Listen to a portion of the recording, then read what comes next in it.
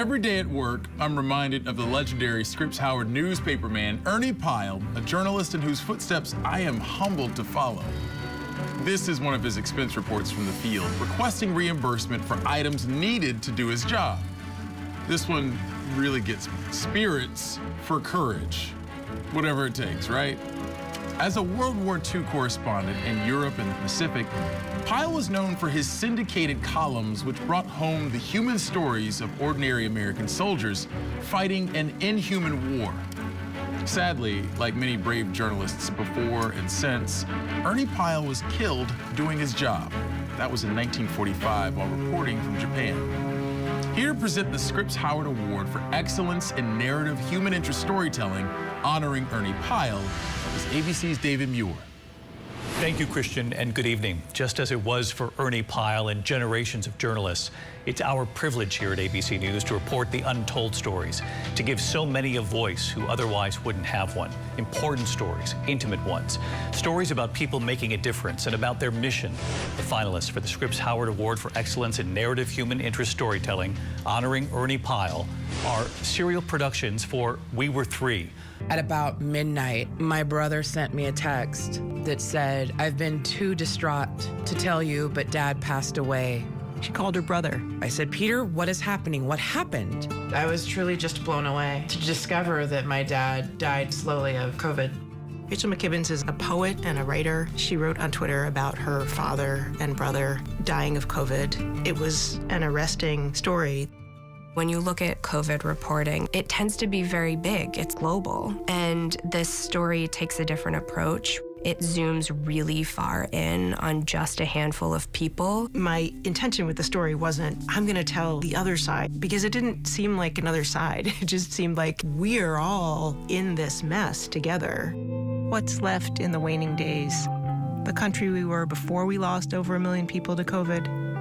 The country we still are. It wasn't just a COVID story. It was just very much about three people who loved each other, maybe didn't love each other in the ways that were healthiest, but they tried. And at the end of the day, we have each other or nobody. 60 Minutes for Sharswood. Gather up in this room here mainly. The story is about a family who didn't know anything about their background, discovering their ancestors were slaves, and they end up living in the place where their ancestors suffered. Sharswood was the name of a major plantation. I grew up about a half mile from there. What did you think of you owning a plantation? I was a little shocked by that, I would say. A lot of people want the entire story of slavery to just blow away. You want the story of slavery told. I want the story of slavery told. It's important. We were flooded with people talking about how meaningful the story had been. My hope in telling this story is that people will appreciate the importance of history, the importance of journalism in looking into history, the role that history plays in our lives. People say, you people in television, you never do positive stories. Man, if that isn't a positive story, I don't know what is. And the third finalist and the winner is Lost in Ohio, a New York Times Magazine profile of homeless children in rural areas and the role schools play in trying to help them. I got interested in struggles that students experiencing homelessness face when my son's friend became homeless. She became very curious just about this system. She knew there were 100,000 homeless school children and wanted to understand how it all worked. It impacts families and children to a much greater degree than is understood. And these impacts are a slow-moving crisis. In rural America, homelessness can be almost invisible. It's easily hidden because of the vast land, and it doesn't look like they're on the streets. They may be living in substandard housing. We have a lot of shacks and shanties, campers. People don't look at that as homelessness. Because homelessness isn't really considered an issue in rural areas, there's just not a lot of attention and there's not a lot of support. The school is the point of contact because other agencies and people aren't out there in the community looking for them. One of the people I talked to in Ohio was really excited about the opportunity to draw attention to the fact that homelessness exists in rural areas. So I knew that they would help me find the families. The kids, their stories are all the same. They don't want people to know, and they're all just looking for help. I was not going to school. I lived in a trailer. The electric would hardly work, and water did not work at all. We were given the camper to stay in. We had to walk to go to the bathroom. It's different out here. Lots of people struggling to find homes go in a downward spiral. For me as a reporter, all the little details are crucial. With rural homelessness, there isn't even good data. And if you can't name the problem, then you can't do anything about the problem. I didn't know how she would make our families feel, but Samantha was amazing. When I first met her, we were in the weight room for football, and she just wanted to talk about me instead of what we were going through. A lot of the work was tracking people down. Their first priority is not talking to the media. And I think that's our role as journalists, is to try to find the people who don't have anyone already speaking for them. I have taken in over $24,000 in donations as a direct result of the story. And that's incredible because they can relate and truly wanted to make a difference. By having a story like that, we are re-engaging people in conversation. And if we don't try to have a dialogue about how we consider changing it, there will be another generation of kids in 10 or 20 years. The finalists in our next category have stretched the boundaries of audio storytelling, proving the age-old power of the voice as an agent of change. Here to present the Scripps Howard Award for Excellence in Audio Storytelling, honoring Jack R. Howard, is someone who knows more than a thing or two about getting the audience to listen. Maria Hinojosa of Latino USA on NPR and founder of Futuro Media. At the time of the first Scripps Howard Awards, radio felt like it was starting to be taken over by television. It seemed, that audio might be drowned out by this flashing new medium called TV, and people were a little afraid of that. But you know what? 70 years later, by continuing to push boundaries and to embrace new formats like podcasting, audio is reaching millions and influencing real change. Tonight's finalists for the Scripps Howard Award for Excellence in Audio Storytelling are the Marshall Project and NPR for how the newest federal prison became one of the deadliest.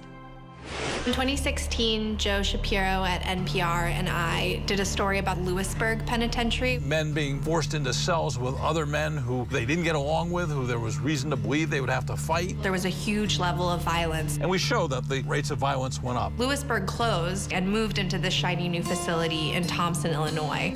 So we wanted to know, at Thompson, were things better? We found that conditions were just as awful, maybe worse, than at Lewisburg. 7 prisoners have died violently at Thompson. Sue Phillips thinks prison guards had to know what was going to happen when they put her son Matthew into a recreation cage with 2 members of a white supremacist prison gang. Even at the end of his life, Matt was treated with such a lack of dignity. The Bureau of Prisons decided to close Thompson, and we know that closure came as a result of a federal investigation which was launched because of our reporting. True impact can only happen when you really stay on the story.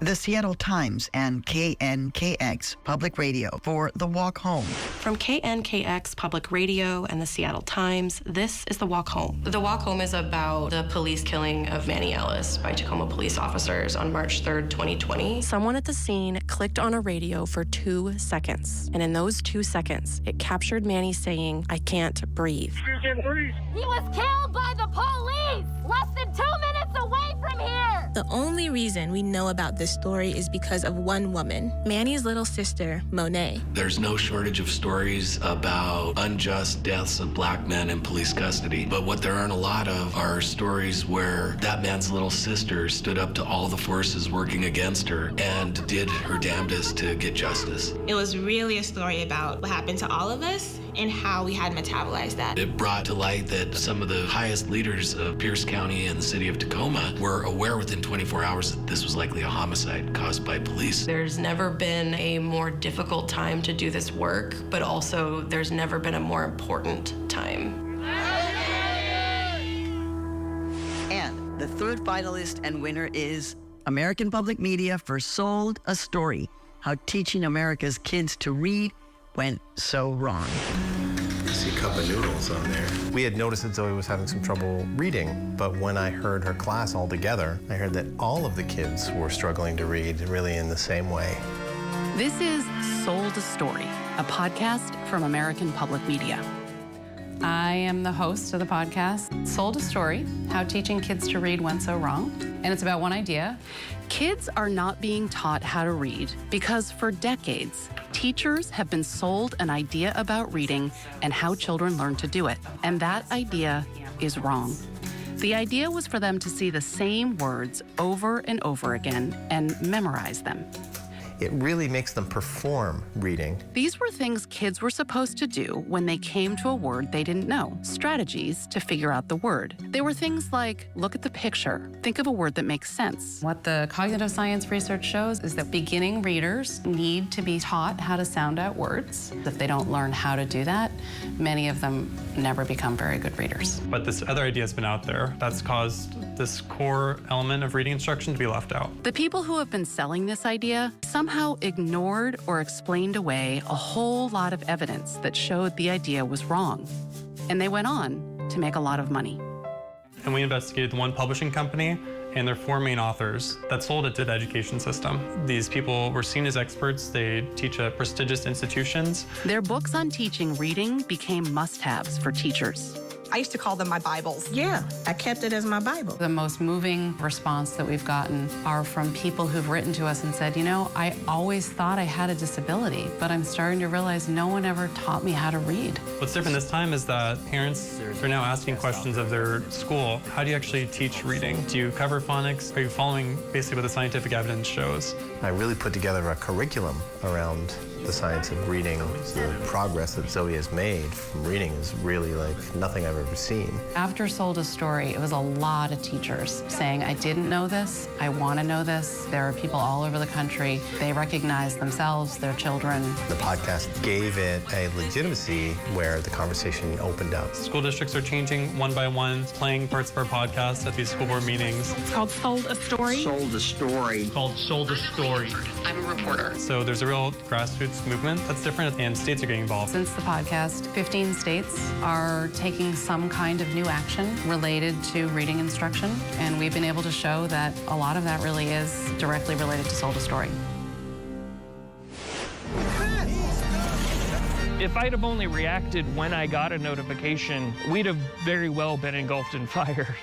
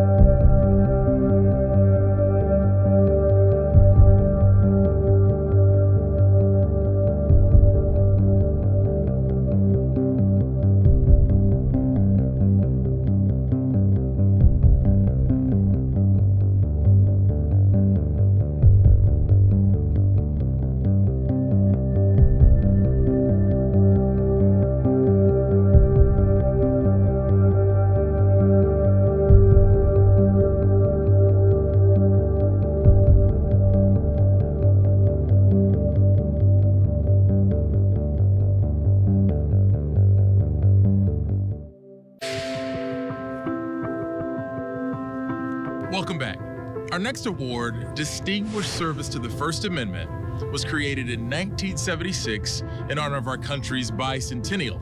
This award, named for Scripps founder Edward Willis Scripps, promotes journalism that defends the rights of free speech and a free press. Scripps' motto for the last century has been, "Give light, and the people will find their own way." Tonight's finalists do just that. They are Las Vegas Review-Journal for the murder of investigative reporter Jeff Gehrman. Las Vegas police are investigating the tragic killing of our own Review-Journal investigative reporter Jeff Gehrman. Jeff was an unrelenting bulldog of a reporter. We knew that we needed to finish the stories that he was working on. One of those was Robert Tellis. Jeff had done a story that cost him re-election. Mr. Tellis had been contacting Gehrman on Twitter, attacking Jeff's reporting and the Review-Journal and Jeff himself. Tellis was arrested Wednesday on suspicion of murder in the fatal stabbing of Gehrman. They had seized Jeff's devices, which we knew would contain news-gathering material. That then became a huge issue for us. Jeff would have wanted us to take up this fight for him. This is a fight that's been going on since September of 2022 with daily need for us to be in court. It's a once-in-a-lifetime opportunity for the justice system to dig into the career of one of the best investigative reporters in Nevada history. Traverse City Record Eagle and CNHI News for Unguarded. Unguarded really started with just a single story about a Michigan State Police investigation into a case of financial abuse of an elderly person. It all started when my wife passed away. The conservator stated to me that she's really going to help me. About $16,000 of his money disappeared before this person ever had to report anything to the court. Why did they do all this stuff? I thought they're supposed to help senior citizens. You can be a conservator and a guardian as long as you're over 18. What I found was really disturbing, both in terms of the number of people that were being taken advantage of, the level of the theft. I mean, it was in every county. Marty has been blazing a trail. Her work is setting the agenda in the state of Michigan. And the third finalist and winner is Insider for Deaths in the Family, a trailblazing investigation of violence against the transgender community. It was a little bit of a personal project because I was just curious about trans homicides in the United States. I'm a trans woman, so it strikes close to home. Deaths in the Family looked at 5 years of homicides of transgender people in the United States. This is a hugely underreported story, a huge story of our times. It's devastating, it's heartbreaking. This is somebody's daughter, this is somebody's child, this is somebody who was proud of who they are, and they were murdered and didn't even get justice for their murder. The more I looked into this, the more I realized there wasn't a federal entity that was like collecting information on transgender homicides in the US. I spent a lot of time diving through reports and compiled lists online, trying to verify, validate trans homicides, people that could have been me. We found that the suspects were overwhelmingly young men. There are certain states around the country that allowed trans panic defenses, which basically is somebody saying, the trans person tricked me, I didn't know they were trans, so I acted in defense and attacked them, killed them, and stunningly, that's a defense that works sometimes.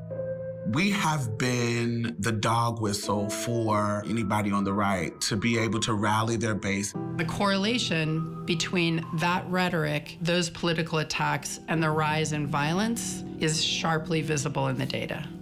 In 2022, there was over 240 bills that were passed that were anti-LGBT, and most of them were against trans people. Projects like this help us to debunk myths about trans people in our murders. It turned out of 175 cases, more than 60 were unsolved, only 28 murder convictions. In our reporting, we witnessed transphobia at every level of the criminal justice system. Some cases have been reopened. Some cases have gotten indictments. Our data has pushed them to be more accountable, not to just throw our cases and throw our lives away. This is an American tragedy that we as a nation are allowing this level of hatred and this amount of violence to unfold is unacceptable. The many issues that challenge our country, from inequity and addiction to corruption and climate change, are experienced daily by people throughout this nation. They're also the focus of incredible reporting and storytelling by local reporters. Here to present the award for excellence in local video storytelling, honoring Jack R. Howard, is PBS NewsHour co-host Jeff Bennett. Good evening. A bedrock of video journalism is the hard work of local reporters and producers around the country. The power of local broadcasting can't be underestimated. In-depth local reporting can mobilize citizens around issues central to their communities: street crime, drugs, homelessness, even the threat of wildfires. The finalists are KGW for one day. Good morning, Portland. Scattered showers once again and temperatures on the cool side. One Day really is a comprehensive look at the response to homelessness in Portland at a 24-hour period. People don't really have a good idea of the nuances of what this crisis actually looks like. You know, journalistically, this is the biggest issue that our city confronts. Well, we wanted to hear from service providers, fire and law enforcement, ER doctors. But the realities is that every day is so different. We just captured one day. Several of the women we featured who were homeless ended up using this to secure housing. I think this really speaks to what we do at KGW. It's innovative storytelling. So I think people really reacted very positively to being able to see an aspect of the people dealing with this crisis that you can't just see when you drive by a tent on the street. When people band together to help each other, we can get a lot done in one day. One day I will take off and you will never see me homeless again.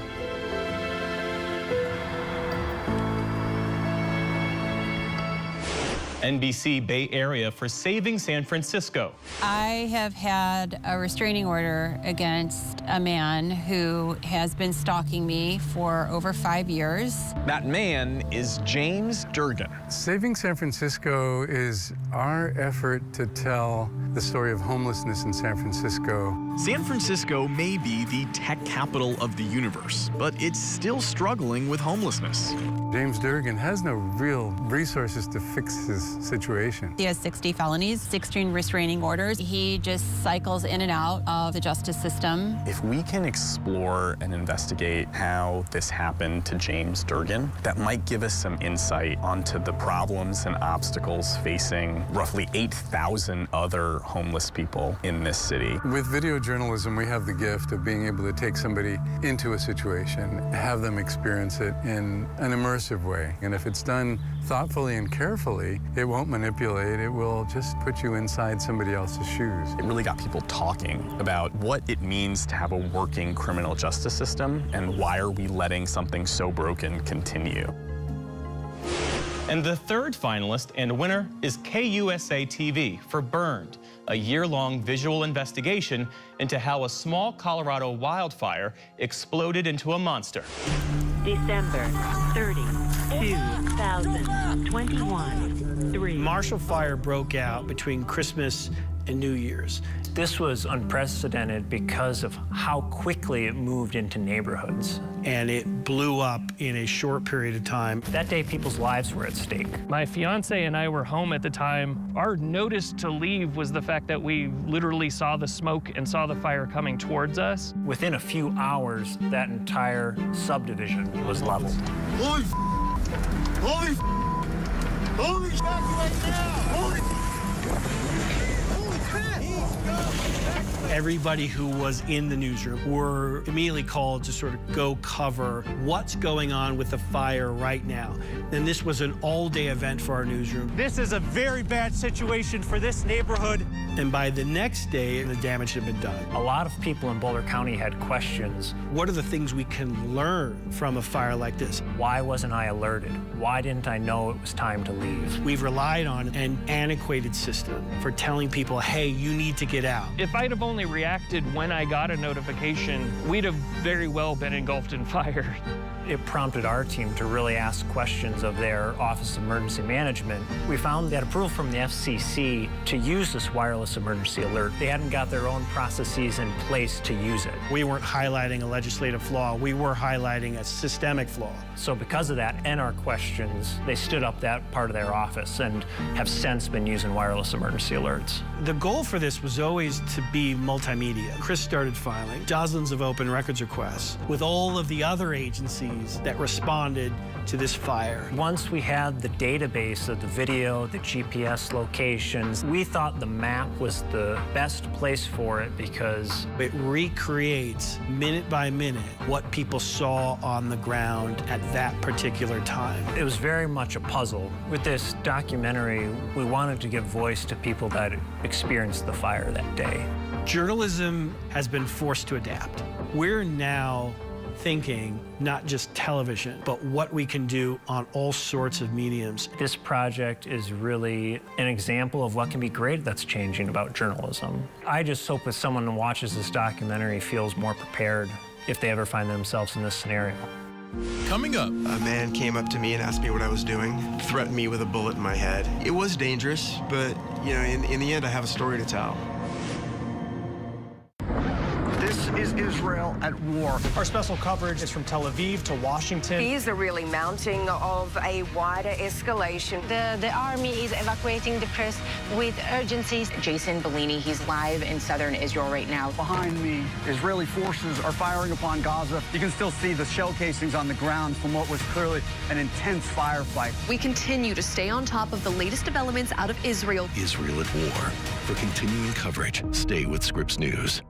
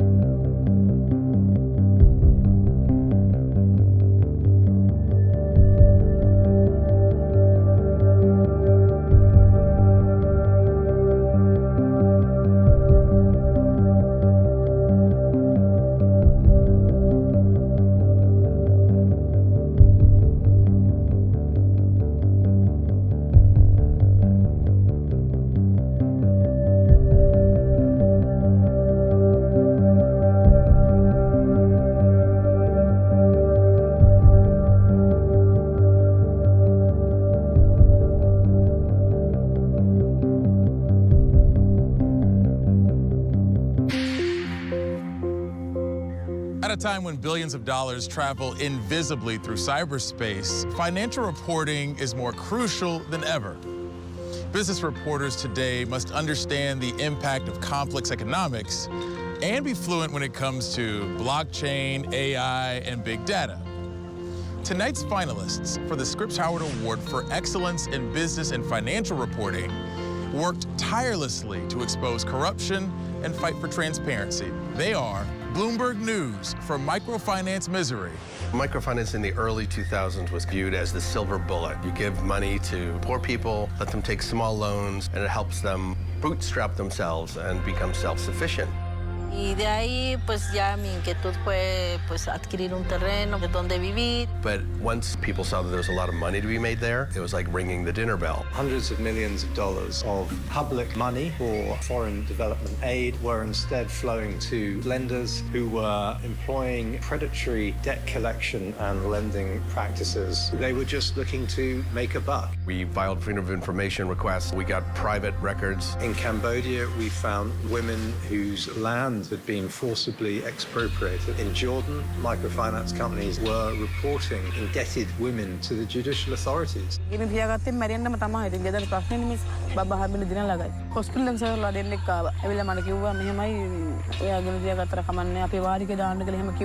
view our role as holding the government accountable. The government should make sure that it's not doing more harm than good to the people it's supposed to help. USA Today for Dying for Care.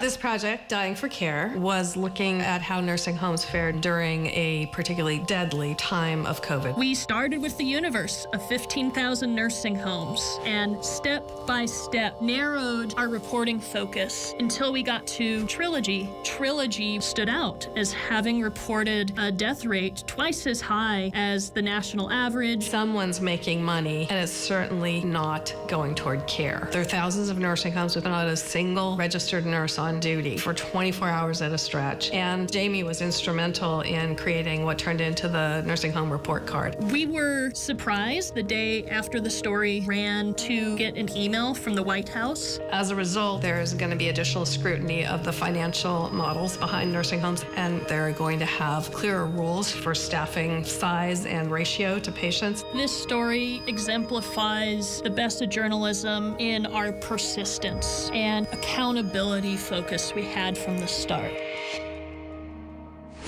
And the third finalist and winner is Los Angeles Times for Legal Weed, Broken Promises, exposing corruption and danger in the big business of legalized marijuana. It started with us wanting to take a look at the legalization of cannabis in California. Everyone thought it was going to be great. It hasn't worked out for the growers. It hasn't worked out for the dispensaries. There's more illegal growing now, maybe than ever before. The state bureaucracies that are supposed to be in control don't know what's going on. And no one had done an accountability story of what's going on here. Is this working? The legislation had all of these key vulnerabilities. They wanted the courts to wipe people's records clean, and yet they put in no mechanism to make sure that it would happen. They wanted a well-regulated market, but they put in no anti-corruption protection to make sure that the black market wouldn't explode. So that is the outlaw market. That's typical of what we're seeing statewide. But this is a hidden world, and the only way to do that kind of reporting was to be there, talking to people who are growing illegally or workers who have slipped into this country and are desperate for the money. We just kind of said, why don't we put this all together into a big series? We're talking photo, video, podcast people, social justice reporters, and just bringing us together and then letting us loose. We went up and down the state, dug up real estate records, cannabis licensing files, so they left regulation up to the counties and cities. That decision was really the original sin. We uncovered a case of bribery where a six-figure sum was offered in a brown paper bag to a council member. And in my case, it's rumored that people were dying in the greenhouses. Turned out to be true. They'd be using propane heaters indoors without proper ventilation. Trying to heat their little huts. I mapped 3,000 square miles of known cultivation centers. When you know where the grows are and you know you're looking for carbon monoxide, all of a sudden I could find these deaths. And nobody was reporting it. These people were invisible. Building trust with your subjects, especially on a project like this, it's pretty important. A man came up to me and asked me what I was doing, threatened me with a bullet in my head. It was dangerous, but you know, in the end, I have a story to tell. We're able to show that it's basically a failure. And so if consumers become aware of what went into creating that product, then they have the ability to act responsibly. The impact has been big. They're going to consider launching a state investigation into corruption in licensing. So this not only gives a voice to people who are being exploited, now it's holding people accountable to those promises. Our next award recognizes reporting on an increasingly important topic, the environment. And it honors Ted Scripps, founder of the Scripps Howard Foundation and pioneering environmental journalist. Speaking of pioneering journalists who've covered the impact of climate change and environmental disasters, here's Univision host Jorge Ramos. Good evening. The reporting I do often means challenging those in power about critical issues. Here in Miami, the threat of rising sea levels is proof that the environment is one of those issues.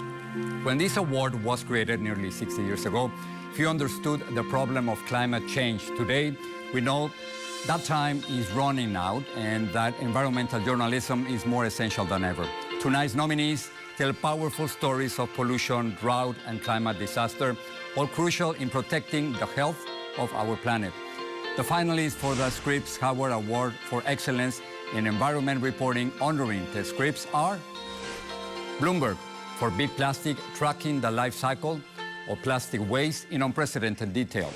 We wanted to tell the story of what actually happened to plastic once it gets thrown in the trash. Our main innovation for the series was the use of digital trackers to actually follow plastic around the world. It started in ordinary American homes where people thought that they were recycling their plastic. We kind of watched in amazement as our trackers took these journeys of thousands of miles. This field of plastic is right behind a village. There are children playing nearby.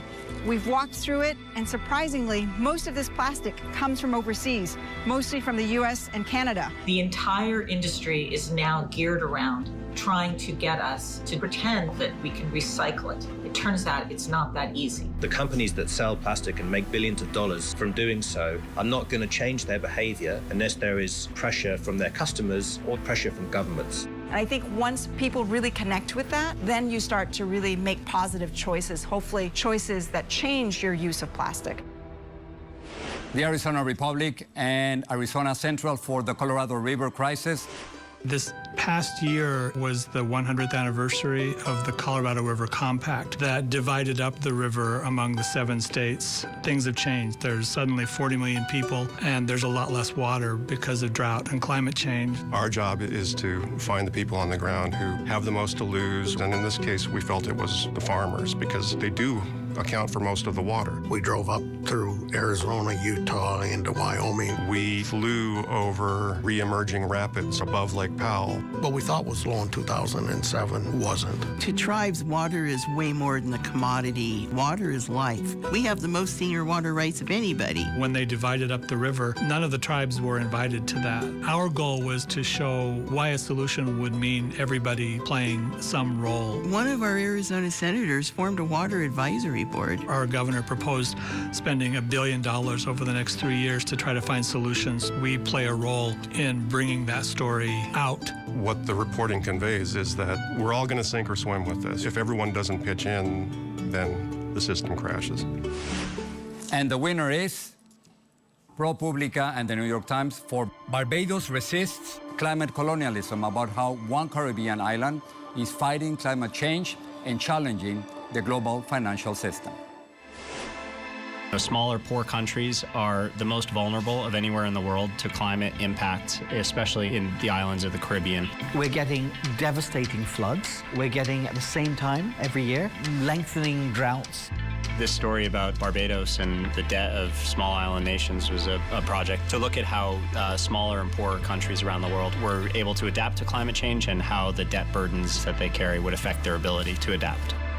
When you're talking about billions of dollars, when you're talking about huge international bureaucracies, how do you turn that into something that people can understand Barbados had this very charismatic prime minister, Mia Mottley, who was using her gifts as a leader to really summon momentum around a more equitable and fair debt system. Avinash Persod is Mia Mottley's key economic advisor. We believe we've got an idea. It's about how we're going to make it easier for climate vulnerable countries to borrow money from the development banks. A couple months after my story published, Mia Mottley and Avinash Persod go to the COP27 climate conference, and they propose what ultimately became the Bridgetown Initiative. I don't need to repeat the horror and the devastation wreaked upon this earth.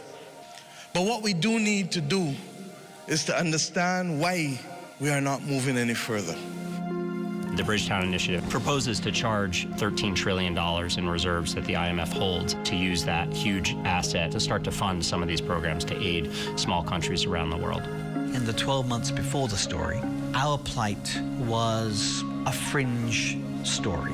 In the 12 months afterwards, the Bridgetown Initiative has become possibly the dominant idea around in international finance. Having an in-depth exploration of this issue published on the platform of the New York Times Magazine and the platform of ProPublica, I think put pressure on the IMF at a critical turning point. I know a lot of journalists. He was really in-depth and serious and wanted to get the right story. Not his story, but the right story. We have a responsibility to take difficult issues and make them accessible and understandable, but also to ensure that our leaders are ultimately accountable to us and to the countries that they serve. Coming up. What we were looking at was actually a cleansing operation unfolding in real time on video.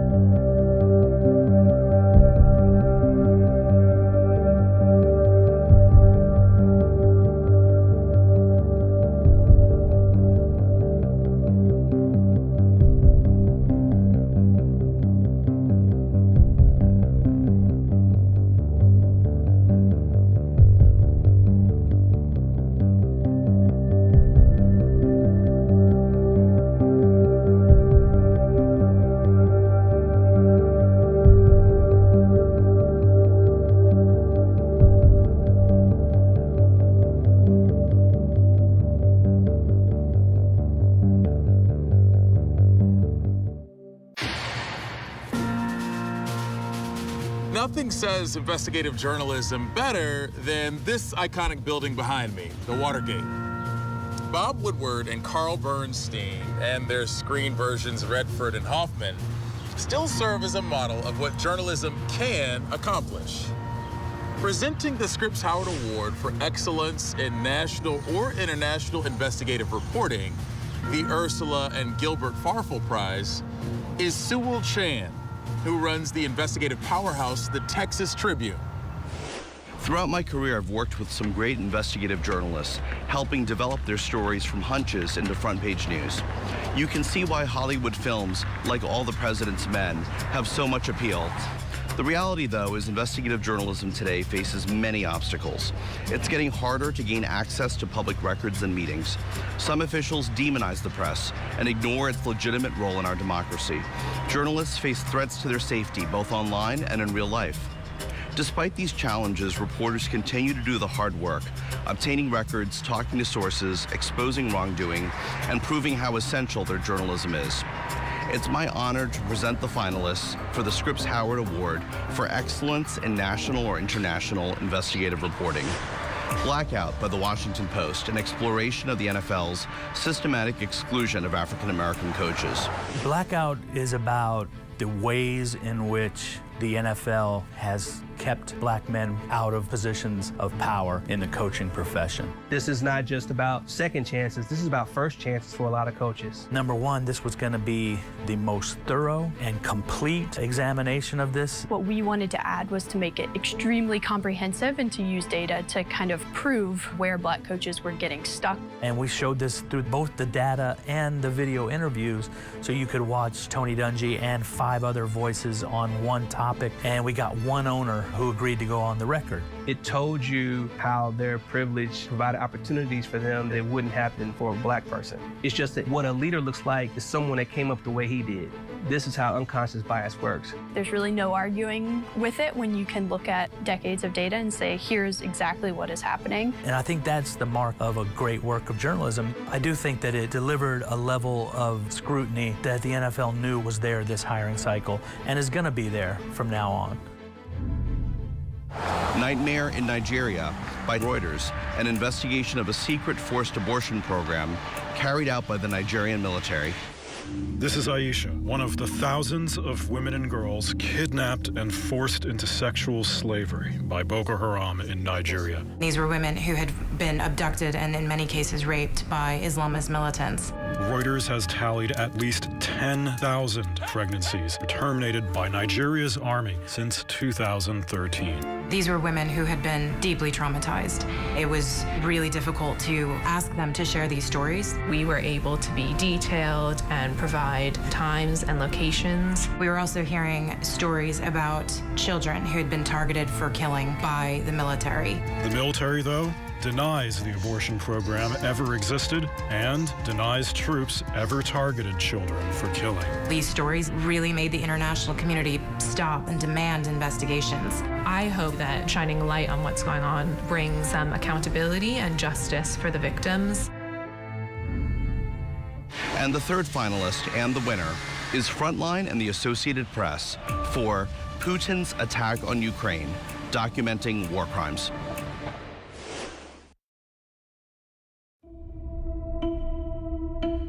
Здесь погибла моя семья. 5 members of Katerina's family were killed. Our job was to document a war crime, to find a war crimes, and one of the first things that we decided to do was to go to the Bucha morgue. The town of Bucha was a shocking scene of violence against civilians and would change the world's view of war crimes in Ukraine. Russian soldiers killed my husband. They came across Tanya. Her husband had been kidnapped weeks before and killed, and she did not know why. What do you do with that suffering? I wanted to create a space where those stories would accumulate and we could see the patterns and the scale of what was happening. Hey, Jeff. We're good. We just crossed the border. Keenitz was part of a team of reporters from Frontline and the Associated Press focusing on war crimes. All of this human suffering would appear one day and disappear the next under the next wave of news. But what happens next? we started cataloging the daily attacks, both using our first-hand reporting and online information like satellite data and social media posts. We got a real breakthrough, which came in the form of 80,000 CCTV videos and 2,000 intercepted phone calls from around Bucha. We know that on March 4th, this group of 9 guys are escorted across the street from number 31 Yablonska to 144 Yablonska at gunpoint. Torture and killing at 144 Yablonska would become the main focus for Ukraine's war crimes prosecutors. Here was 8 bodies. It provided an incredible investigative tool for us to actually give a little bit more explanation for the viewer as to really what happened. What we were looking at was actually a cleansing operation unfolding in real time on video. The truth is that there's no such thing as a slam dunk when it comes down to war crimes and international law. The evidence that we collected did end up having some kind of an accountability impact.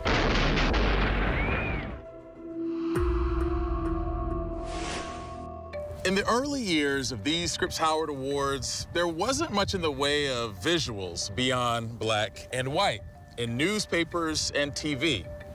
But then came color graphics and video and interactive media, turning journalism into a visual experience matching the quality of the reporting. Tonight's finalists for the Scripps Howard Award for Visual Human Interest Storytelling combine frontline reporting with exceptional creativity. They are USA Today for the siege of Mariupol and the war in Ukraine. We didn't set out to do a graphic novel. We really just had this huge amount of really incredible source material and interviews, and we wanted to keep telling the story of what was happening in this city. The story was basically surviving through the siege in Mariupol, losing their home and losing their lives, and enduring weeks of this huge city being under siege. I really did want to do it justice. I wanted to honor these people, to bear witness to what they went through. It became kind of clear to me that a graphic novel approach was probably the best way to actually tell the story. As a Ukrainian, I just want people to be immersed in Mariupol under siege, to relate to people not having water, electricity, and then missiles all the time raining on the city. It turned out to be one of the things when we posted to social media that got the most engagement for the entire year. I really struggle because it's my home and it's my people. We're telling the stories of those people, so Mariupol and its residents are not forgotten. Los Angeles Times for Hollywood's Finest, a profile of homelessness and pregnancy in the heart of LA. She called me and said, "Mom, I need you." And that's all she had to say. I started reporting on this from a very simple question: what is it like to be homeless and pregnant at the same time? Kat explained that her daughter was 7 months pregnant, living in a tent in Hollywood. California Highway Patrol had cleared her homeless encampment and thrown away everything. All 3 of the women that we featured in Hollywood's Finest had lost children to the foster care system. We hadn't really covered intergenerational homelessness. They're gonna take everything from me, bro. Like, she f***ed my housing voucher, so I stopped answering the phone, and then they took my daughter because of this. I think it's important to let the person you're photographing know that you're like a diary and their life matters, and that's the reason why you're there. I've always known there were holes in the system, but what this showed is there is no system. Christina happened to be pregnant at the same time that Mackenzie was pregnant. To realize that she wasn't going to see her child again, because that was something unfathomable to me. And I don't know how she's moving on, but she is. And the third finalist and winner is San Francisco Chronicle for its visual team portfolio, a deep dive series exploring the complex challenges confronting the Golden City. Visual storytelling can bring you right into the space that someone's in. Ideally, you can taste it, touch it, smell it, sit with it. It can be immersive. It can allow you to have a lot of emotions. We believe at the Chronicle that people respond more to what they feel than what they are told, and so we try to show them what things feel like. Our visual team's portfolio consists of in-depth local reporting that reflects the people that live in San Francisco. We focused really significantly on the opioid epidemic and its effect on our most vulnerable citizens, and we found that that has led to a lot of other social problems, and particularly housing insecurity. I photographed a young girl named Winnie who lived in an SRO, which is a single-room occupancy apartment that were designed to pull people out of homelessness. Usually quite small room, does not have a kitchen or bathroom, and those facilities are shared. We worked with the I-Team and discovered that San Francisco was actually spending millions of dollars to evict homeless folks rather than house them. We photographed a couple of the characters in the stories that they were on the verge of being evicted. It's sort of like a stigma to being homeless, and you feel like people are afraid of you, maybe more so than they are. If they're homeless and they're looking for inspiration or a way to change, they can find it in my story, or there's plenty of stories out there. We were really lucky with the subjects that we ended up with. We're just amazing people who had really great stories to tell and were really open to us. I just want to see from their everyday to day life, what's it like? So I would spend as much time as I could with each person. This project, Disaster in Plain Sight, exemplifies the best in journalism because it is an issue that affects all lives within this city. Really conceived as a response to the fentanyl crisis that we are experiencing here in the Bay Area. As a society, we were supposed to be creating a safety net for them, and we weren't living up to that promise as a city and a community. We found someone who was using and who had a mother who was very involved in their lives and trying to pull them out of fentanyl. I think there's a tendency to kind of look past each other and not really listen, and that is our role, is to really dive into the issues that are affecting a community and to report those issues in a way that people can understand them in a way that they did not before. Coming up. A lot of people thought that the piece was a very, very good summation of just like how propaganda and how messaging works today. Shut up, dumb American. Shut up, racist. Shut up. Shut up, shut up. Shut up, shut up, shut up. There are several great opportunities when you do an internship with the Scripps Howard Fund. They realized the importance of the next generation of journalists. I was able to immerse myself in the opportunity rather than worrying about where I'm going to get my next paycheck. You get to connect with anchors, with reporters, with digital people. I have gotten more confident in front of the camera and in my writing skills. Ultimately, I knew that it would propel me in a way that would help my journalism career and be a better journalist than I was when I walked in. Hi.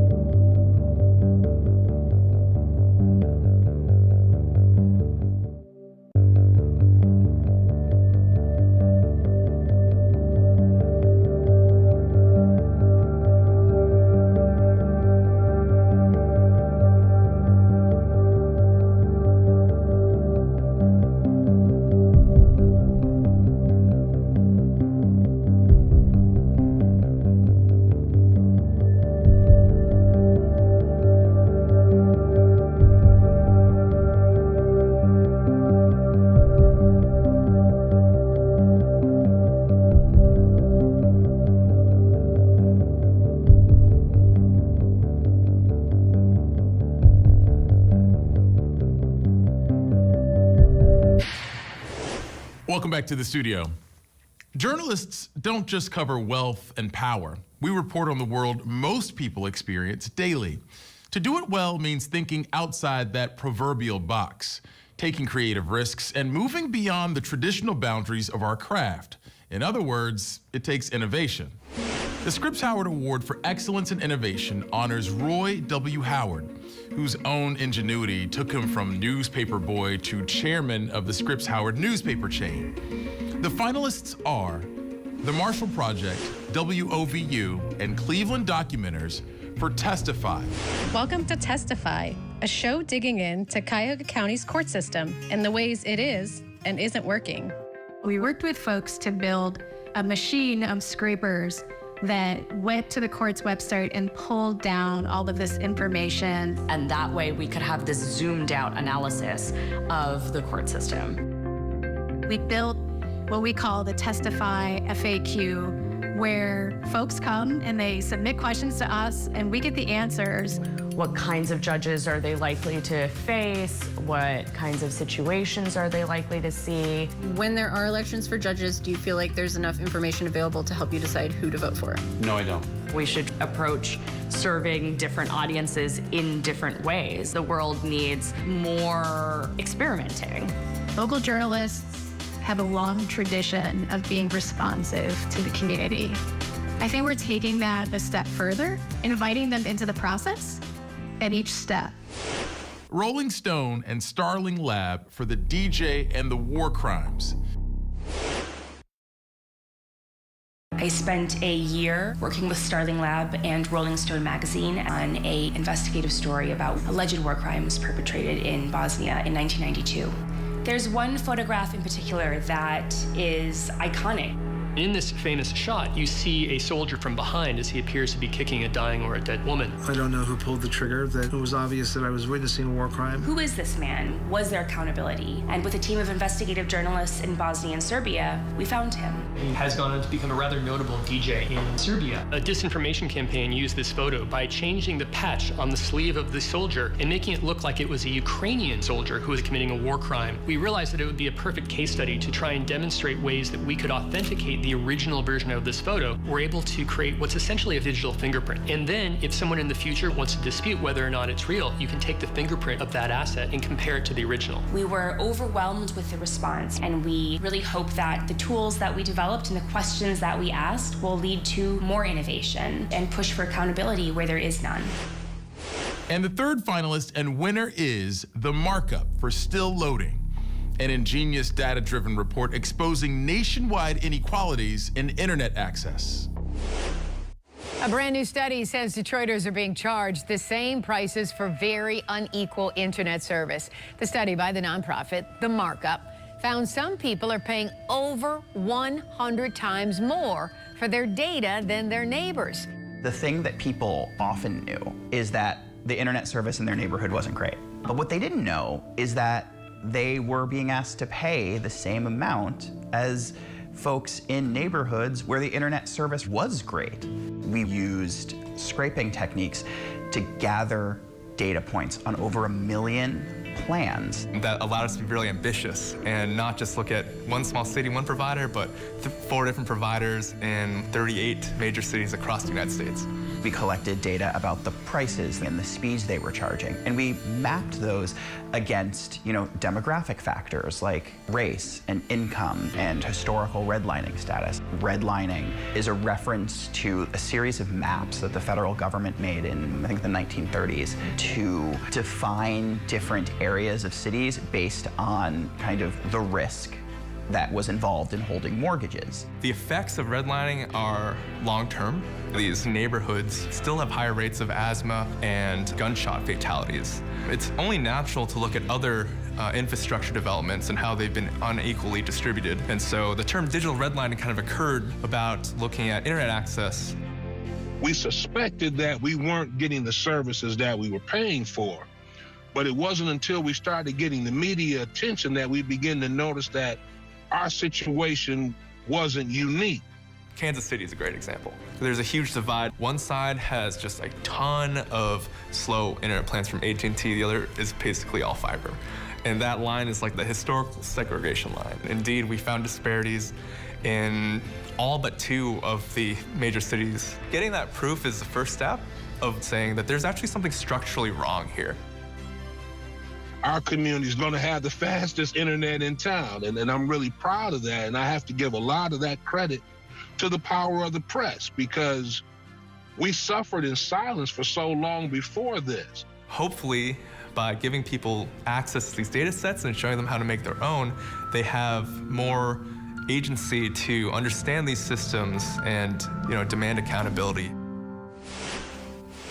By the time I utter the category of our next award, Excellence in Multimedia Journalism, there will undoubtedly be a new form of it.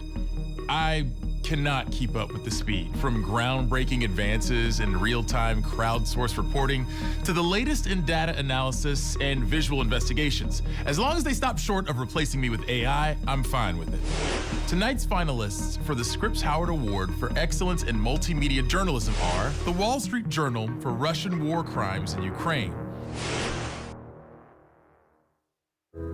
Minute by minute, you're seeing Russians come into towns and bombs that are being dropped. And we started thinking, what's the best way to actually document that? It's happening in real time. We zeroed in on the Road of Death, which was on the outskirts of Kiev. It's one strip of road that civilians were using to evacuate. It was the only way out. So we sent a reporter in to identify various locations. What we found was the civilians were being targeted by Russian forces as they fled. A resident sent us 2 short dash camera video clips that show a car windshield and mortars flying in front of the vehicles. Трупи, вони вже синівші, розстріляні автомобілі, в яких угадувались силуети дітей. Мої діти все це бачили.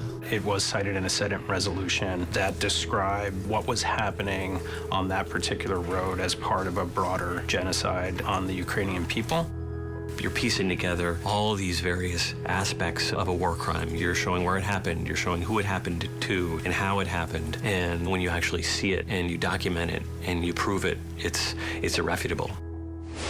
San Francisco Chronicle for Broken Promise, an immersive expose of that city's failure to confront its epidemic of addiction and homelessness.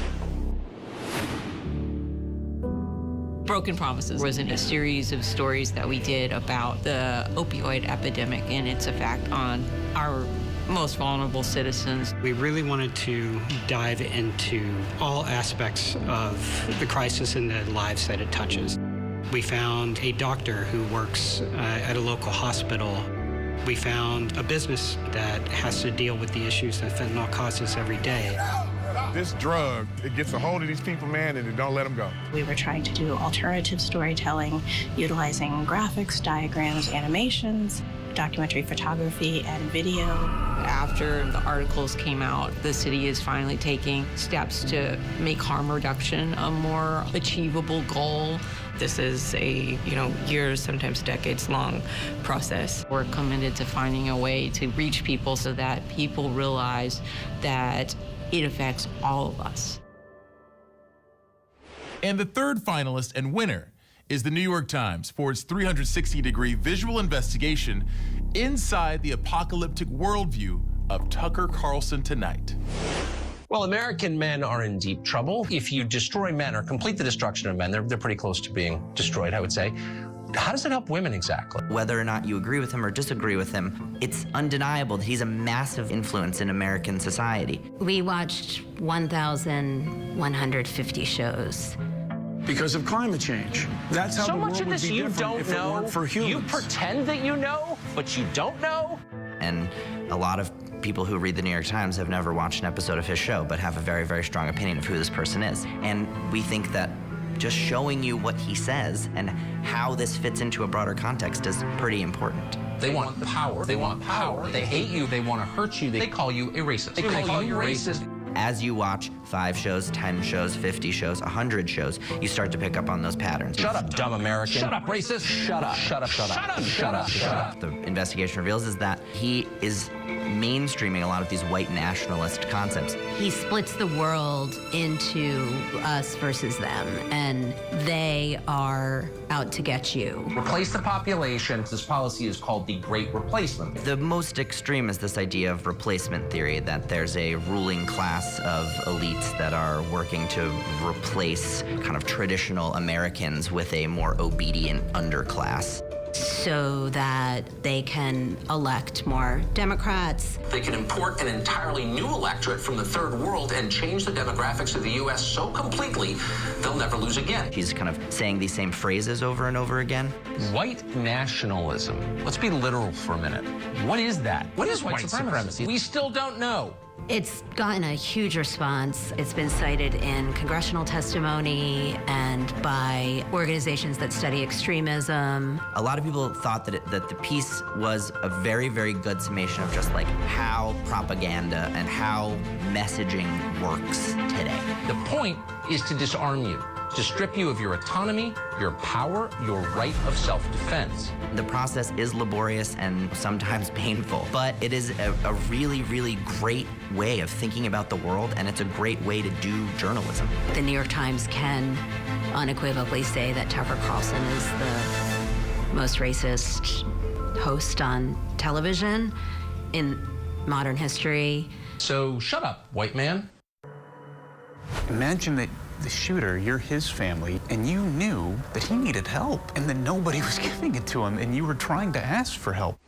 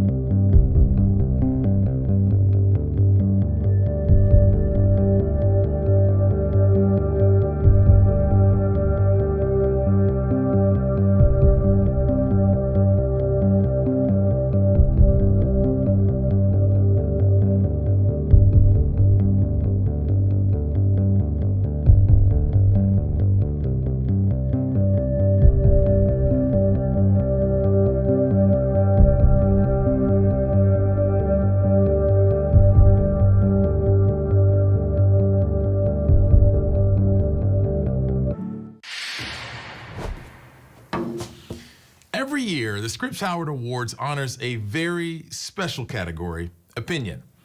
Opinion writing combines all the best qualities of journalism: dogged reporting about critical issues, compelling writing, commitment to exposing the truth, and it adds something more: advocacy, awareness, and a call to action. To present the award for excellence in opinion writing is last year's winner, City Hall columnist for the San Francisco Chronicle, Heather Knight. For me, opinion writing is about upholding that old journalism axiom: afflict the comfortable and comfort the afflicted. It's what helped me win this award last year for a series taking city officials to task for the lack of resources to help a mother's drug-addicted daughter, build enough housing in this city, and fix its public schools. This year's nominees for the Scripps Howard Award for Excellence in Opinion Writing are Jerry Brewer of the Washington Post. Typically opinion writers respond to the series after the fact. In the NFL, you just continue to see very few minority coaches hired. And I said I want to do my own special reporting and not react to our reporting, being able to write in a narrative style while also telling hard-edged opinions. He was really trying to tell the history of how we got here, where we are now, and where it could go. The NFL, before it was popular, had this organic integration. They had a player coach by the name of Fritz Pollard. He was the first black coach in the NFL. The NFL had decided that they needed to segregate because if they wanted to become more popular, they couldn't have black players. I think the biggest impact of the project, people are going to pay even greater attention in a smarter, more detailed way. Being able to be a voice for these voiceless coaches, those are great initial steps, but you do not solve institutional racism in one series.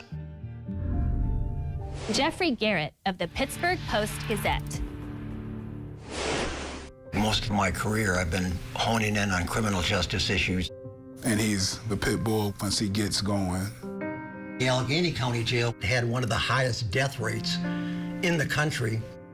The warden was using false statistics to say, no, we have one of the lowest, but he was calculating them wrong. These deaths were not being reported to the federal and state government. There's a lot of public opposition, and that's been generated by these editorials.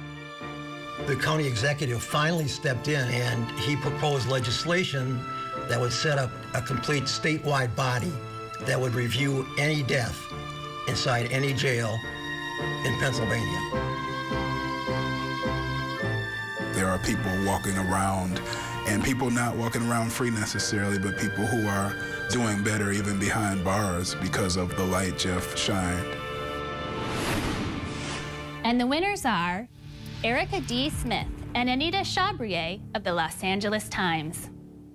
A wildfire out of control in Northern California. Fires that scorched Northern California this month were some of the deadliest recorded in the state. The fire killed 85 people. A place staring down the barrel of a hot, dry climate, ripe for spreading fire. The economic toll will likely be devastating, too. The story is about the town of Greenville, which burned to the ground in the Dixie Fire, and about the efforts of residents to rebuild and whether or not they should rebuild. If we can't rebuild every town that is destroyed by tragedy, how do we choose?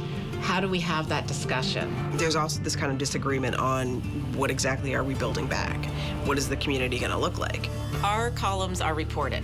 So I go out and I report it just like I did for a news story. I really wanted it to make it as much about the people there as possible. Some of it they were going to like and some of it they weren't. But we also wanted to bring some science to it, right? Things are not going to get better. Everybody agreed on that. The disagreement came in about what you do about it. We challenge each other's ideas and we make them stronger. She's always a little bit to the left of me. That little bit of tension really sharpens everything that we do. I think if those elements are in there, I think it makes for a good column. The columns we wrote, it's not really about Greenville. It's about all the Greenvilles, whether they're on the coast of Florida or in the mountains of California.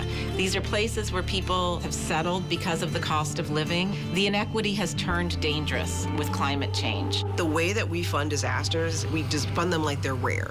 And they're not rare. They happen all the time now. I mean, right now in California, there have been not one but two presidential national disaster declarations. When we went to put a dollar figure on how much rebuilding Greenville would cost, we assumed that somebody was keeping track of that. What we found is that nobody is keeping track of that. Greenville is a town that was not that big to begin with. Last we checked, about 300 people who say they want to move back. We gathered our own numbers and came up with this $1 billion figure. $1 billion for 300 people. And the same thing keeps happening. Yeah, it's kind of the definition of insanity, right? We've had a lot of feedback from academics and from politicians and people who have read it. We're starting to see some policies that are taking into account climate change and the risk of wildfire, but it needs to be more comprehensive. Before these columns, it was kind of a taboo thing. You could never say, well, should we rebuild every Greenville? And I think what these columns did is just open it up so that we can have this critical discussion.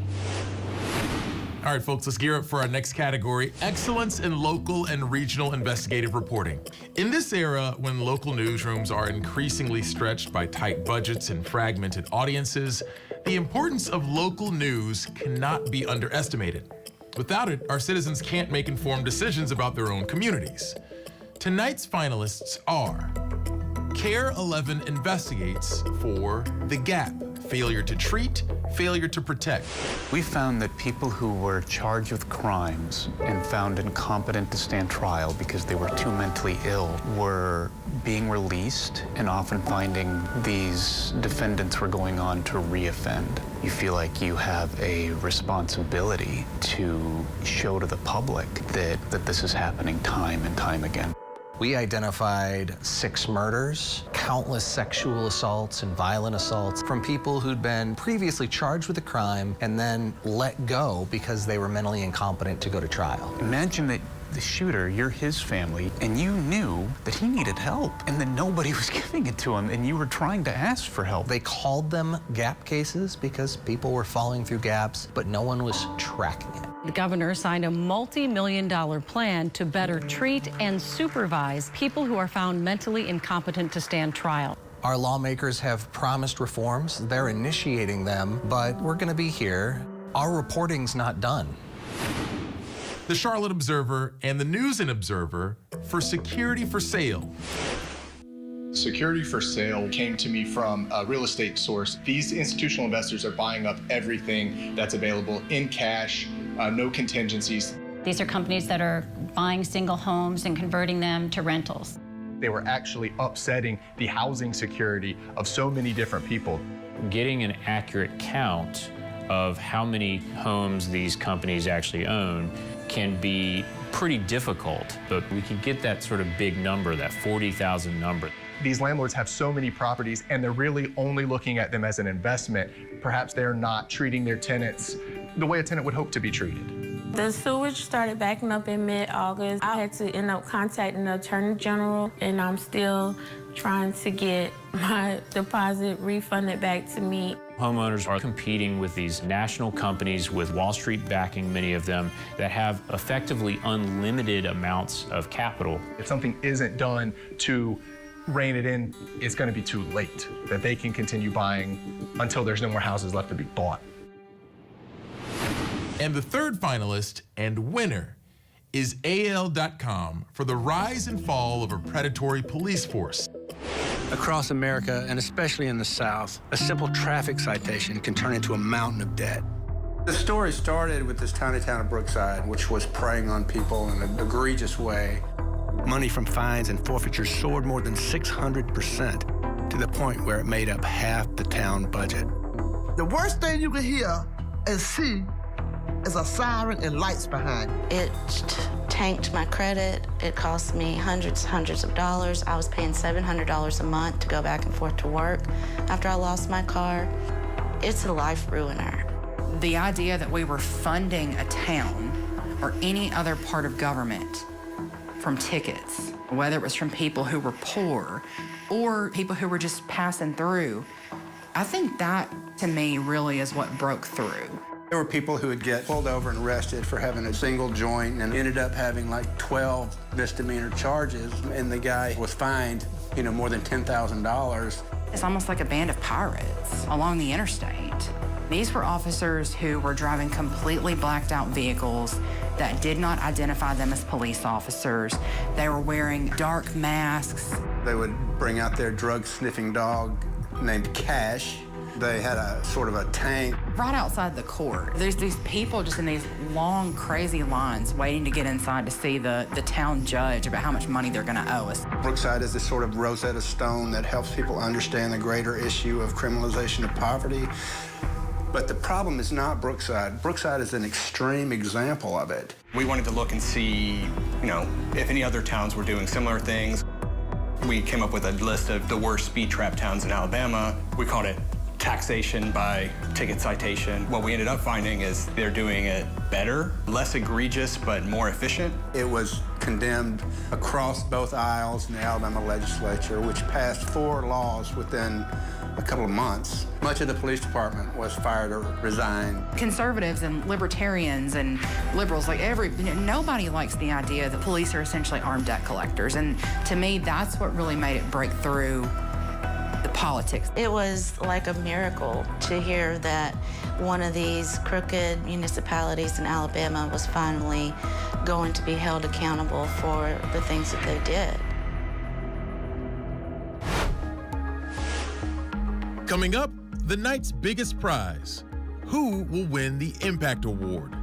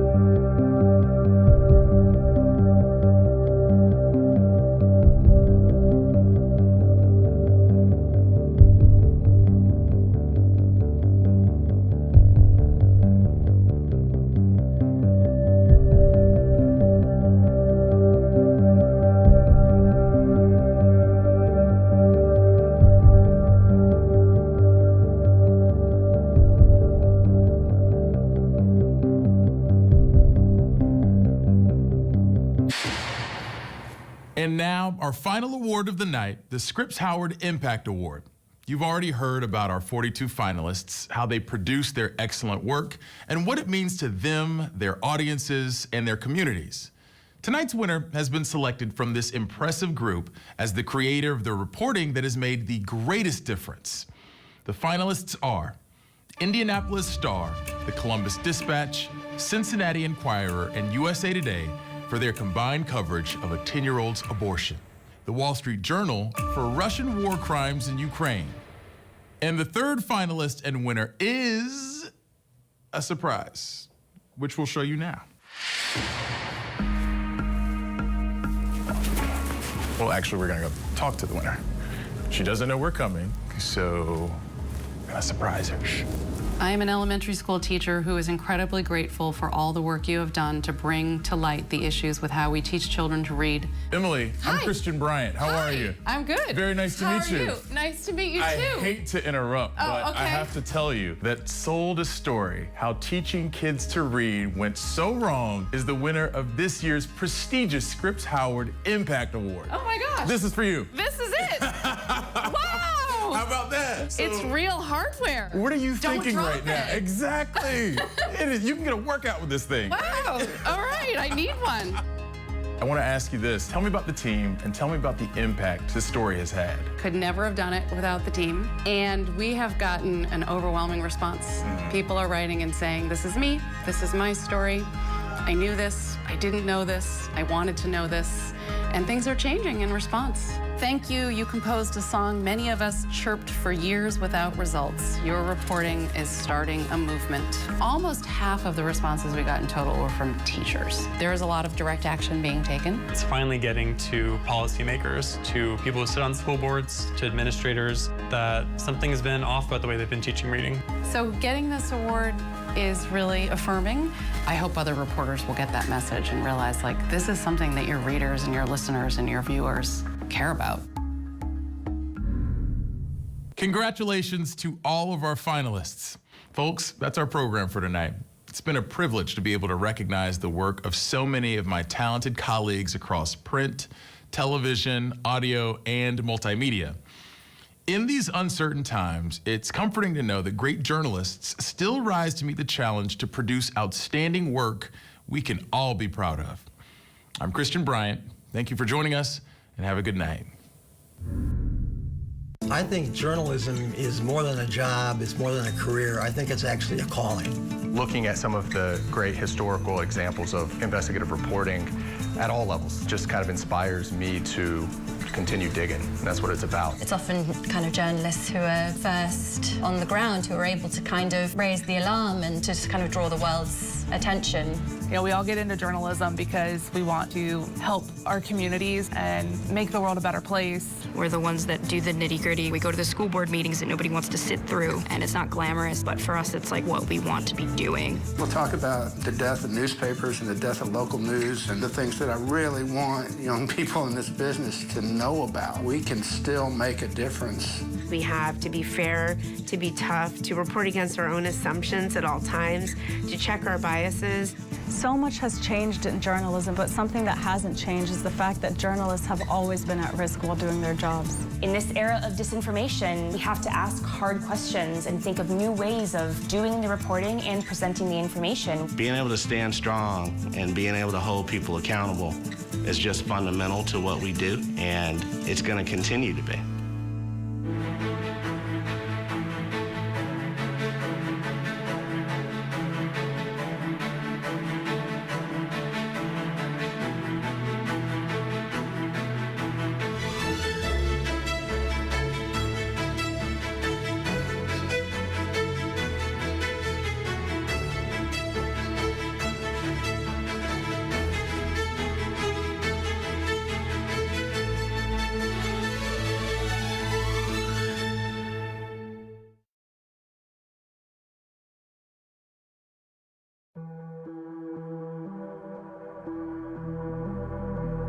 Across the American Northwest, wolves are returning to a landscape they were all but exterminated from a century ago.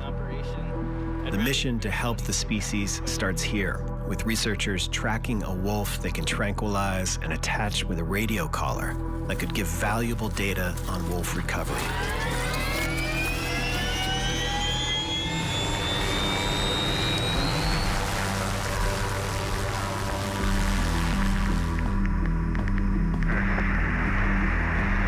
So gray collared wolf is good to go. Yep, any collar but the black one.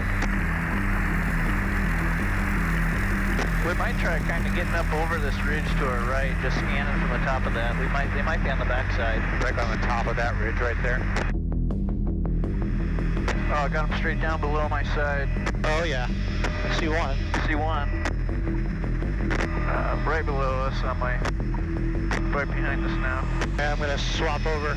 Just laid down on that little knob, open knob. Yeah, in the shadow? Yep. Yeah, let's try it. Maybe better if he or she runs the other way. Oh, I hit it. Got it, darted. Nice job, Trent. Yeah, good shooting, man. This research gives wildlife biologists valuable data about the return of wolves to a far from pristine environment, now transformed by 100 years of human activity and growth. To some, it's a victory for conservation. We don't want the negative human interactions. We work really hard to try and keep those at a minimum and just allow the protections of wolves to let them recover in the state.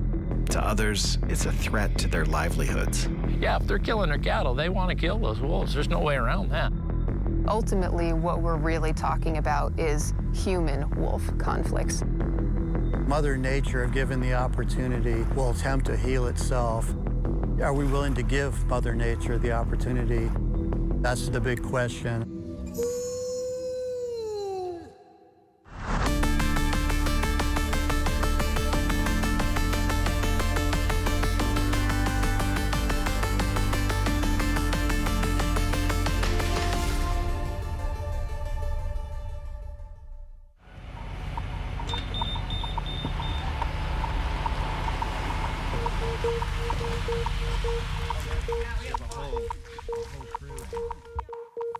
Hi, come here. Hello. Can you come say hi? I've never, walked with wolves or petted wolves or anything like that. We'll see. I mean, this is a large creature. Hi. Hi. And just he puts all of his body weight on you, Okay. so just be aware of that. Is he kind of a leaner? He's a big leaner. Hi, Max. Wow. You are enormous. Few people get a chance to interact with wolves up close. This Wolf Conservation Educational Center is less than 20 miles from the place I grew up, here in the Pacific Northwest. But gray wolves like this one, named Max, once native to these forests, were long gone.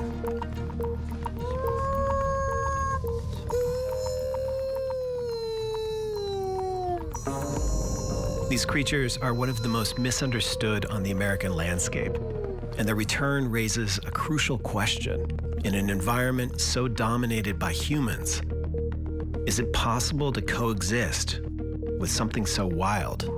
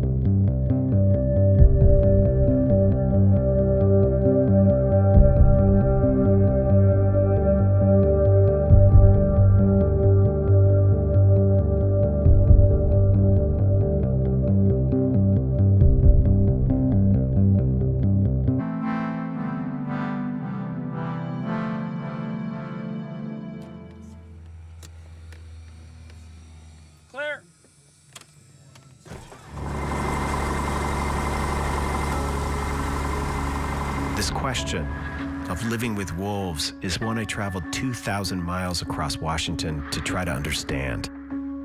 Gray wolves, once native here, have been coming back on their own since 2008, when the state documented its first breeding pair. Today, we're flying over wolf territory in Washington's Cascade Mountains to get a sense of where and how these wolves are expanding their range across the state. Conservationist Mitch Friedman has been involved in the issue from the start. You know, we're 10 or 12 or so years since wolves first got back into the state. They came from British Columbia or Idaho after almost a century of absence. And in just that decade or so, we've grown to more than 24 packs, probably as many as 200 wolves.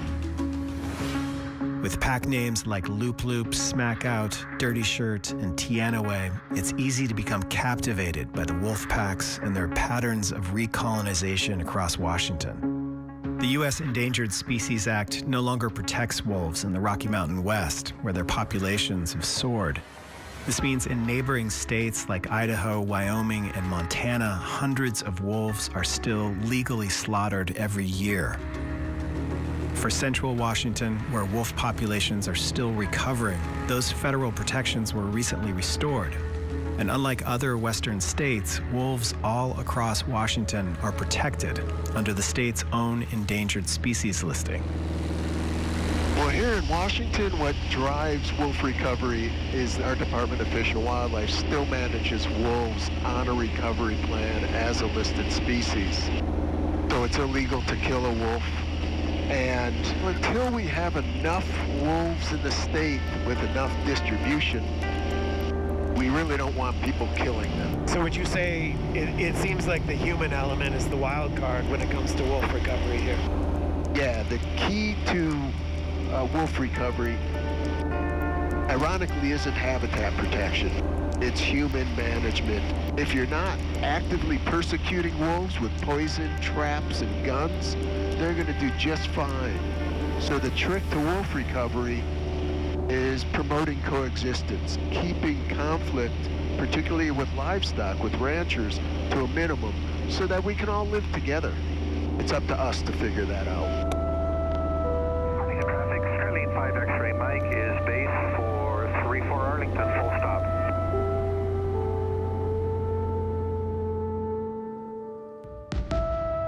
To understand the stakes in this conflict between humans and wolves, we traveled to the northeast corner of Washington, where ranchers often release their cattle on unguarded public lands, making them easy prey for wolves. Here, livelihoods have changed little since the last wild wolves were eradicated in the 1930s, which makes their return all the more contentious for ranchers like Scott Nielsen. They're all around us, and I know they go through the cows. We've seen them. If the wolves become aggressive towards the cattle, it's a really hard thing. But I've seen what it takes, and I cannot sustain the chronic problem that some of these other operations have had. The wolves have been in this area now for over a decade. Have things gotten more tense in recent years? How, on the trajectory of the wolves coming back to this area, how are things now? Every rancher I know has adapted their practices.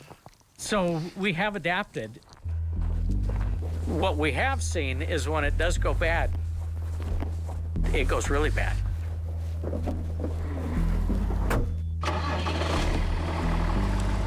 What I've seen, what I firmly believe, is that once you get a pack of wolves that is chronically depredating on livestock, the only way that you're going to fix that is to remove those wolves. That job of lethally removing wolves that attack cattle falls on the Washington Department of Fish and Wildlife, and the agency doesn't have many fans around here. It's our job to protect our way of life, and WDFW's telling us no. No, it isn't your job, it's ours, and they're not doing it. We've played that game, we've been playing it here for years, and it's not working out. The solution's up to us. Ranchers are smart, they're resourceful, and they're resilient, and they've always solved their own problems. So give me a scenario where wolves, if wolves did move in on your cows, what is the impact on an operation like yours? We can't afford to lose them. Our profit margins are too slim. If they did move in and we did start having problems, I think it is my job to protect them, and make no mistake, I would.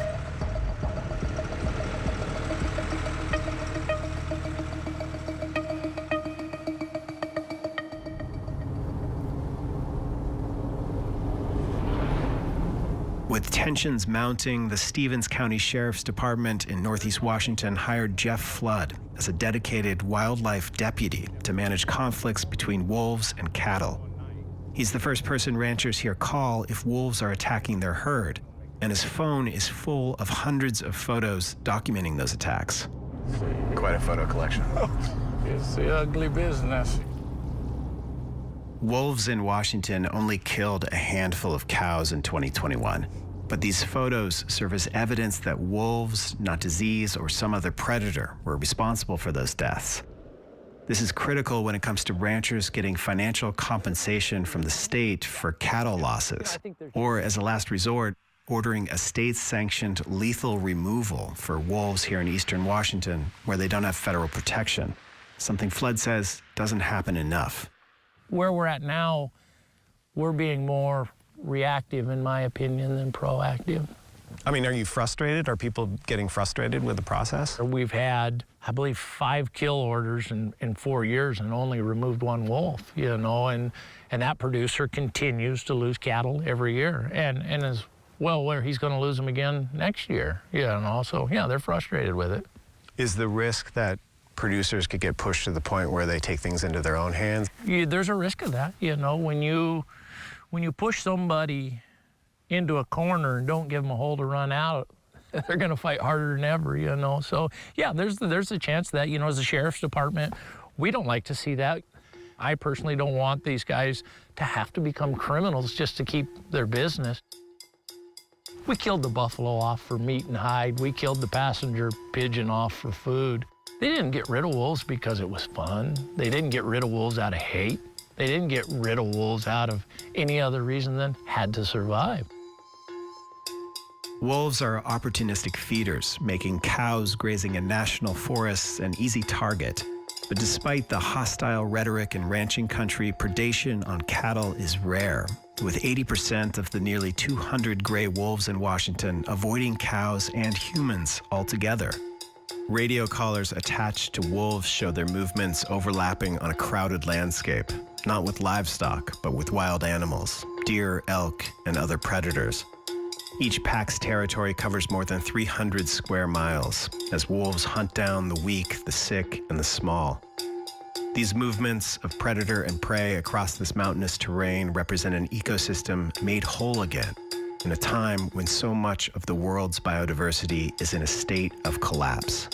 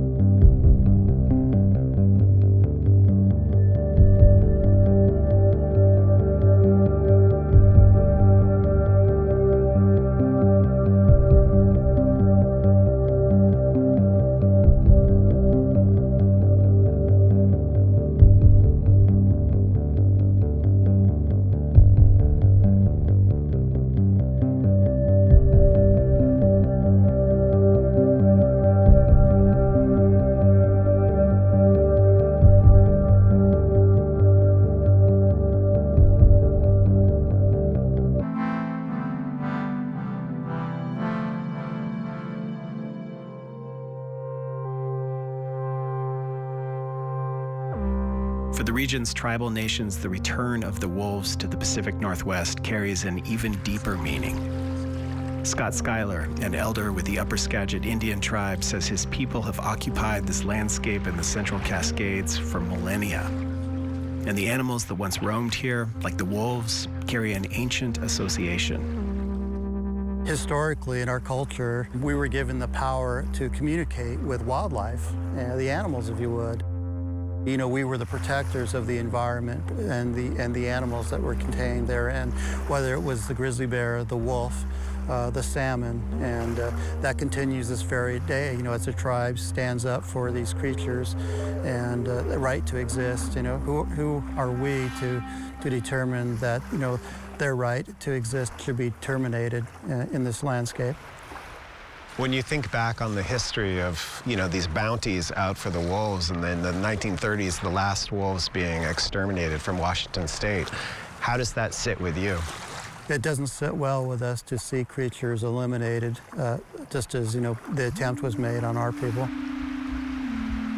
We were almost eradicated, removed from the landscape ourselves.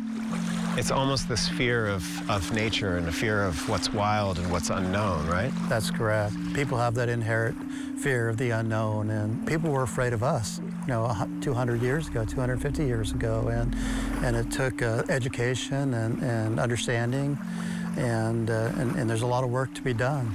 We're growing, and we're thriving. The Upper Skagit people are, and you know, we hope that these creatures in the landscape also can return. The recovery of whether it's wolves or grizzly bear, there's trade-offs that, you know, that we're going to have to make. Ultimately, each person has to decide, is it worth it to have a healthy ecosystem, and are these creatures worth saving? The public support for wolf recovery is there, with 3 and 4 people in Washington backing the wolves' return. But faced with a threat to their livelihood, many ranching communities won't hesitate to use lethal action, dealing a blow to wolf repopulation. That's where researchers like Zoe Hanley come in. So this is a trail camera.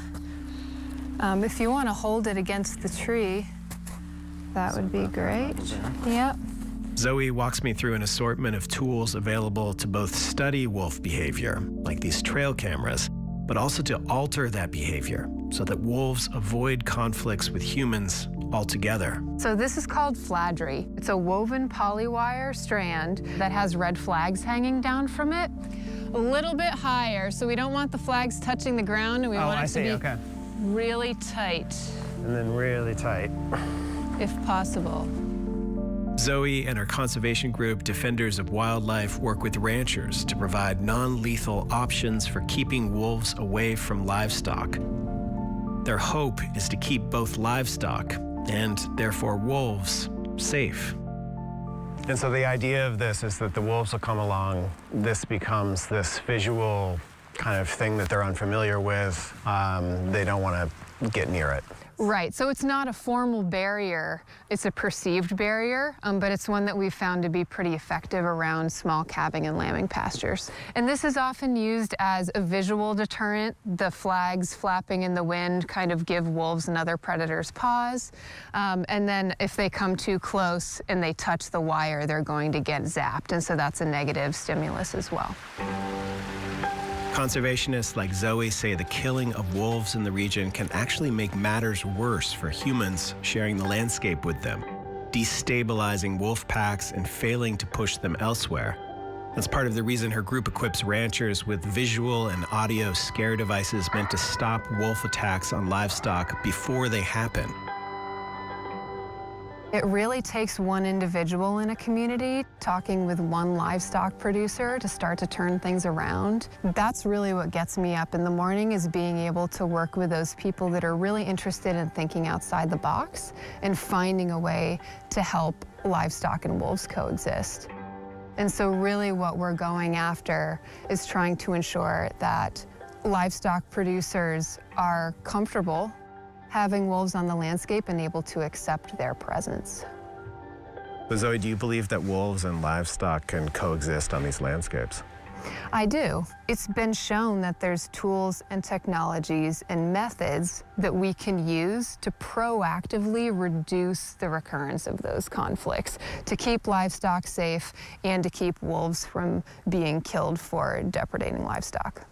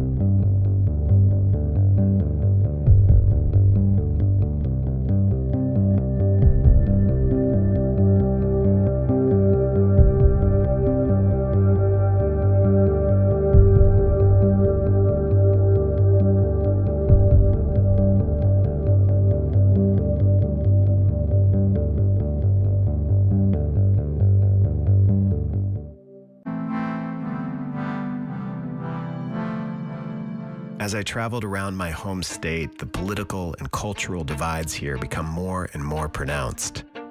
These polarized emotions are fueling either the embrace of or the resistance to wolves returning to this crowded landscape.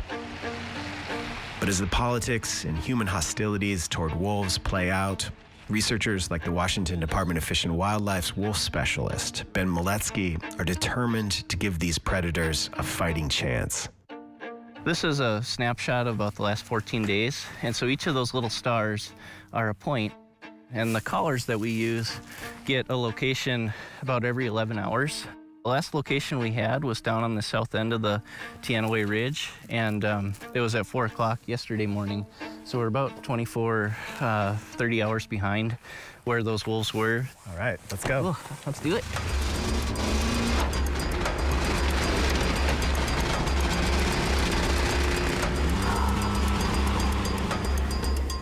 Today, I'm accompanying Ben and his team into the Okanagan-Wenatchee National Forest to search for wolf tracks in 3 feet of fresh snow. It's part of the state's official annual count, and this area, known as the colonizing front, is of particular importance. For wolf recovery in Washington to be considered a success, 4 separate breeding pairs need to be documented in each of the 3 recovery regions across the state. We've got that in Eastern Recovery Region. We actually hit that last year in the North Cascades Recovery Region. And those 2 areas are going to be our source population for the South Cascades. And so every time we do a count here, we know that they're moving closer to getting to the South Cascades. And once we get to that 4 successful breeding pairs, we're going to have our recovery goals for Washington. So we just tend to use the simple trail camera. In essence, we're almost 2/3 of the way there. And that's, pretty exciting. And each year we just, see if we get a little bit closer with those counts. Today, we strike out. But Ben says there are a lot of zeros for wildlife biologists, especially when it comes to studying wolves. Their ability to move on the landscape, some amazing things in the telemetry data that we have. This snow, if I go walk 100 yards out in there, I'm huffing and puffing, and these things will go for miles and cross some really incredible steep and rugged and snowy terrain. You think about Yellowstone National Park and the wolf reintroduction, wolves basically just walked back into Washington. I mean, it gives you a sense of how resilient they are as an animal, right? Oh, for sure. They're pretty amazing species that way. It's been really interesting to watch.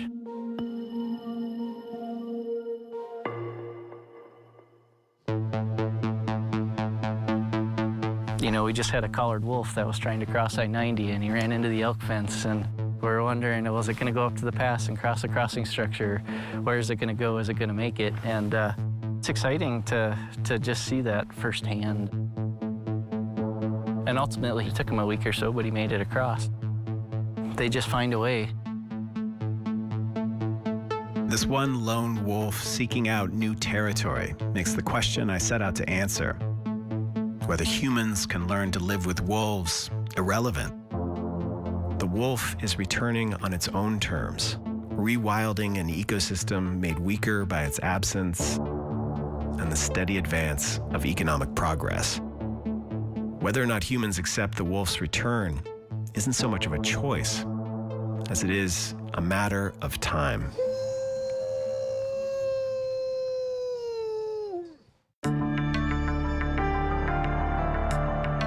We're on a mission to explore the international black market for looted and fake antiquities. A journey that's taken us from London to New York and now to Kathmandu, Nepal, where a campaign to find and recover gods stolen from shrines and temples is revealing dark truths.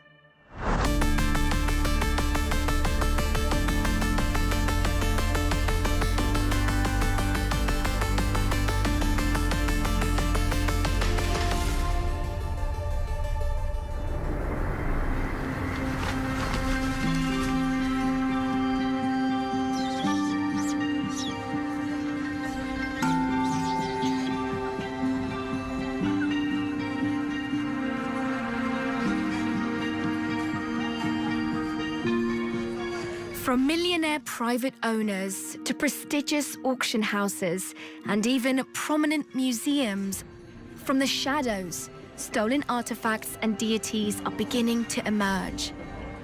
Nepal has been a fountain of cultural abundance for the world, but countries like this are having to invent new ways of dealing with the illegal trade in their artifacts and deities. The National Museum of Nepal seemed like a good place to come and see for myself what happens on the few occasions that items and deities do find their way back to their rightful place.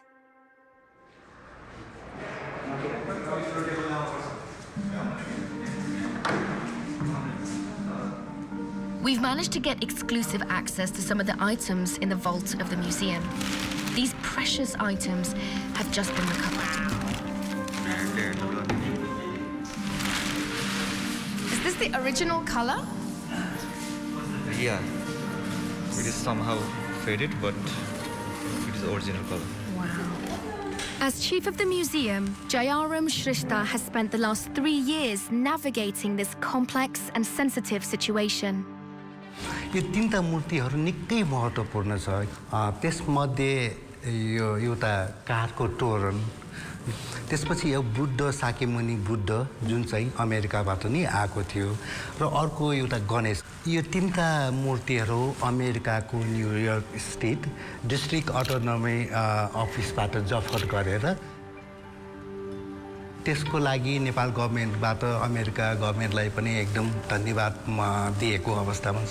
This is just 3 items that you've taken out of storage to show me, which I'm grateful for. But how many more do you have? How big is this problem? How many objects do you have that need to be returned to their rightful place? अहिलेसम्म हामीसँग जम्मा करिब 47 वटा आर्टिफ्याक्टहरू return भइसकेको छ विभिन्न देशबाट. यसको एक्चुअल कति अक्सरमा लान खोजेको भन्ने कुराहरू मलाई जानकारीमा छैन. मलाई त्यो भन्दा के महत्त्वपूर्ण लाग्छ भन्दाखेरि यो पैसाले किनबेच गर्न सक्ने हाम्रो आइडेन्टिटी होइन. Do you trust the international system to do what is right? Are the regulators, the enforcers doing everything that needs to be done? होइन टोटली हामी ट्रस्ट गर्छौँ इन्टरनेसनल फोरमलाई कन्भेन्सनलाई किन भन्दाखेरि नेपालको लिगलले